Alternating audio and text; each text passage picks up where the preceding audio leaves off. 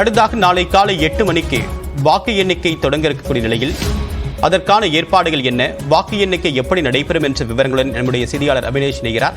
அபினேஷ், எது போன்ற ஏற்பாடுகள் எல்லாம் செய்யப்பட்டிருக்கு? இந்த முறை எல்லா கட்சிகளும் முன்கூட்டியே தனியாக மீட்டிங் நடத்தி எவ்வளவு விழிப்புணர்வோடு இருக்கணும் அப்படின்ற ஆலோசனை எல்லாம் கொடுத்திருக்காங்க. தேர்தல் ஆணையம் எப்படி தயார்படுத்தியிருக்காங்க தங்களை?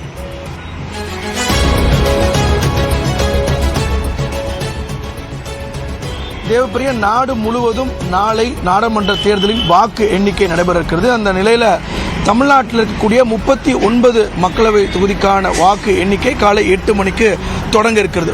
நீங்கள் குறிப்பிட்டது போல முன் எப்போதும் இல்லாத அளவிற்கு கட்சிகள் தங்களுடைய முகவர்களுக்கு பல்வேறு அறிவுறுத்தல்களை வழங்கியிருக்காங்க. மிக நுணுக்கமாக உன்னிப்போடு கவனிக்க வேண்டும், இதில் மிக முக்கியமான ஒரு தேர்தல் என்று அதிமுக, திமுக உள்ளிட்ட கட்சிகள் தங்களுடைய முகவர்களுக்கு பல்வேறு அறிவுறுத்தலை வழங்கியிருக்கிறாங்க. அந்த வகையில் தமிழ்நாட்டில் இந்த வாக்கு எண்ணிக்கையில் 38,500 பணியாளர்கள் இந்த வாக்கு எண்ணிக்கையில் ஈடுபட இருக்கிறாங்க. குறிப்பாக தமிழகம் முழுவதும் 39 வாக்கு எண்ணிக்கை மையங்களில் இந்த வாக்கு எண்ணிக்கை என்பது நடைபெற இருக்கிறது. குறிப்பாக சென்னையில் பொறுத்தவரை 3 மையங்களிலும், ஒட்டுமொத்த தமிழ்நாட்டில் 39 மையங்களிலும் நடைபெற இருக்கிறது. சட்டமன்ற தொகுதி வாரியாக இந்த வாக்கு எண்ணிக்கை என்பது நடைபெற இருக்கும்.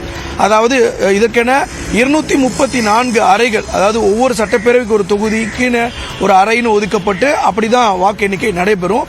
குறிப்பாக இந்த நான் முன்பு சொன்னது மாதிரி 38,500 பணியாளர்கள் ஈடுபட இருக்காங்க. அதில் 10,000 பணியாளர்கள் மேஜையில் வாக்கு எண்ணிக்கை பணியில் ஈடுபட இருக்காங்க. 20,000 பேர் அந்த இவிஎம் இயந்திரங்களை கொண்டு செல்லக்கூடிய பணிகளிலும், 4,500 நுண் பார்வையாளர்களும், 57 ஐஏஎஸ் அதிகாரிகள் கொண்ட பார்வையாளர்களும் இந்த தேர்தலுக்கென வாக்கு எண்ணிக்கைக்கென நியமிக்கப்பட்டிருக்காங்க.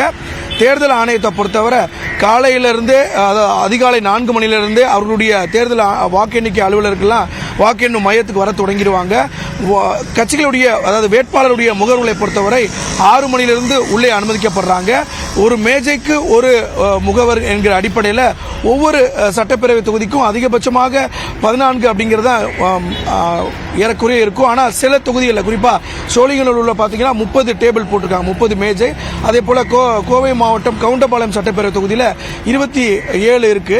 இப்படி ஒரு சில மேஜைகளை தவிர மற்ற இடங்கள்லாம் 14 மேஜைகள் போடப்பட்டு அதற்கேற்ற போல சுற்றுகள் அமையவிருக்கிறது. இதற்கான அடையாள அட்டையெல்லாம் முன்பே தேர்தல் ஆணையத்தாலும் அந்தந்த மாவட்ட நிர்வாகத்தாலும் கொடுக்கப்பட்டிருக்கிறது. அவர்கள் மட்டுமே உள்ளே அனுமதிக்கப்பட இருக்கிறாங்க. இத்தேர்தல் முகவர்கள் யாரும் உள்ளே செல்போனோ அல்லது வேறு ஏதேனும் எலக்ட்ரானிக் சாதனங்களோ உள்ளே எடுத்து செல்ல அனுமதி இல்லை. முகப்பு வாயிலே பார்த்தோம் அப்படின்னா, இப்போ இதை நம்ம இருக்கிற இடம் வந்து குவீன் மேரிஸ், அதாவது ராணி மேரி கல்லூரி, வடசென்னை நாடாளுமன்ற தொகுதிக்கான வாக்கு எண்ணிக்கை மையம் இங்கே தான். இங்க ஒரு 5 பாக்ஸ் போட்டிருப்பாங்க, அதை நீங்க அந்த காட்சிகளில் பார்க்கலாம். ஒரு சட்டப்பேரவை தொகுதிக்கு, அதாவது முதல்ல இருக்கிறது பெரம்பூர் தொகுதிக்கான பூத், அதாவது அங்க வந்து செல்போன் வந்து கொடுத்துட்டு போயிடணும். அதாவது பெரம்பூர் தொகுதிக்கான கைபேசி சேகரிக்கும் இடம் அப்படின்னு 6 சட்டப்பேரவை தொகுதிக்கும் ஒரு தனியான ஒரு அரங்கு அமைச்சிருக்காங்க. அங்க உள்ள போகக்கூடிய முகவர்கள் அவங்களுடைய கைபேசியை கொடுத்துட்டு போயிடணும். சரியா 8 மணிக்கு இந்த வாக்கு எண்ணிக்கை தொடங்கும். 8 மணிக்கு தொடங்கினோடனே ஒவ்வொரு சட்டப்பேரவை தொகுதி வாரியாக பதிவாயிருக்கக்கூடிய போஸ்டல் பேலட்னு சொல்லக்கூடிய தபால் வாக்குகள் எண்ணப்படும். ஒரு சட்டப்பேரவை தொகுதி வாரியா அந்த பணிகள் சரியா ஷார்ப்பாக காலை 8 மணிக்கு தொடங்கிடும்.